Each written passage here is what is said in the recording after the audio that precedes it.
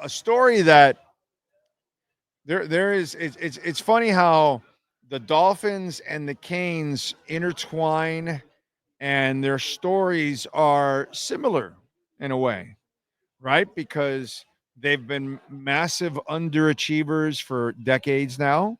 Canes for 2, Dolphins for 4. They're in a rut now where they need to find an identity and become a winner, right? And this offseason, we finally see the Dolphins truly put an emphasis on the offensive and defensive lines, adding more meat, like what we talked about throughout the offseason, right? Add more fat boys, and they did it. But, we'll see if McDaniel has the attitude of being a physical team and staying with the run. These are all things that and McDaniel's got to prove himself, correct?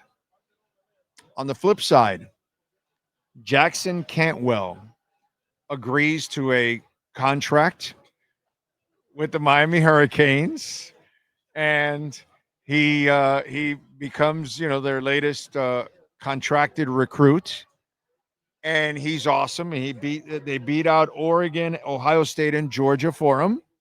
Okay, so the kid is super special. He's the number one recruit in the country, number one lineman in the country, and one of the things that you love about Cristobal and hate about McDaniel. Okay, McDaniel was supposedly, I think he was called a run game coordinator. Supposedly. But since he's here, he doesn't really dedicate to the run, especially when it's working and pounding the shit out of people.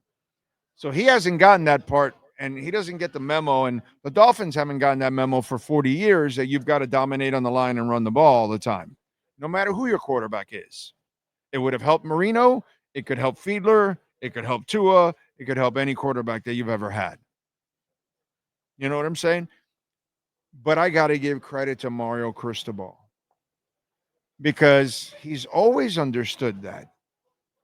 And last year, his quarterback had half an hour to pass the ball because he had a mammoth offensive line in front of him, and he continues to recruit and go after because that's how you're going to win. Now, again, they intertwine. So far, Mario Cristobal and Mike McDaniel have proven to be very mediocre game day coaches. Are we going to disagree on this? No, right? So it's just interesting how a lot of the dynamics, the pluses and the minuses, some pluses over here, some minuses over there. Mario has the tough guy approach. McDaniel has the soft ass approach where, everybody's forgiven.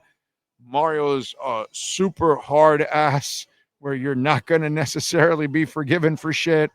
It's different. Yet again, he also had a very conservative streak in him. Last year, he allowed his offensive coordinator to be an offensive coordinator. Credit to him. But still, were his teams prepared? No. Were his teams ready for the bigger games? No. Did they come through? No. They still couldn't get to a playoff game. They still couldn't win the conference. They couldn't get to the conference game. They couldn't win a bowl game. Okay? So still disgraceful when it comes to the results. Considering the team that they had last year, Mario Cristobal is a complete failure. And that's where the tie between the Canes and the Dolphins is there. Both coaches are failures. They've had more talent to succeed and have more success, and they have failed. Last year, even with the injuries, Mike McDaniel should have won at least 11 games last year. Whether Tua was in the lineup or anybody else, the total of games, he should have won 3 more games than what he won. And I could argue he should have won 5. But he's not a really good coach, so that's kind of hard. But a really good coach possibly even wins 13 games with that team. Right? A really good coach changes the offense for Huntley. He doesn't wait till the 4th week of starting for Huntley that he starts to change the offense. No. From the get-go. You would have already had a separate playbook for him, and you didn't. because he's a terrible coach. He had to run Tua's offense from the beginning, which he can't run Tua's offense.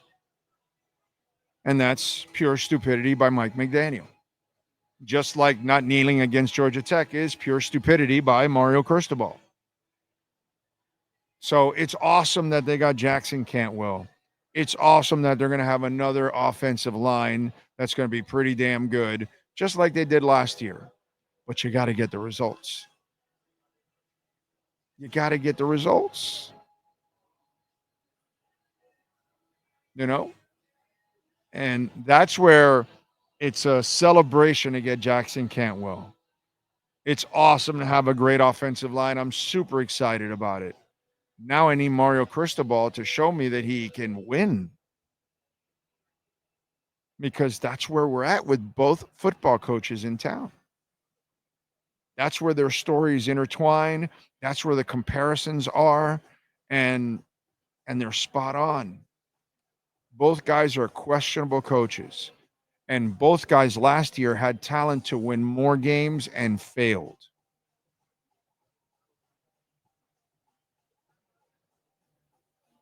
So I love it. It's fantastic to get this kid. Apparently everybody wanted him. If you beat Georgia, Ohio State, and Oregon, dude, that's awesome. That's awesome. Because I'm sure they were all offering pretty much the same amount of money. Okay, let's not kid ourselves. So obviously Mario had a good relationship with the kid, and it's great, but that doesn't mean shit to me. Doesn't. Cam Ward should have been playing for higher stakes. Because of Mario Cristobal, he wasn't.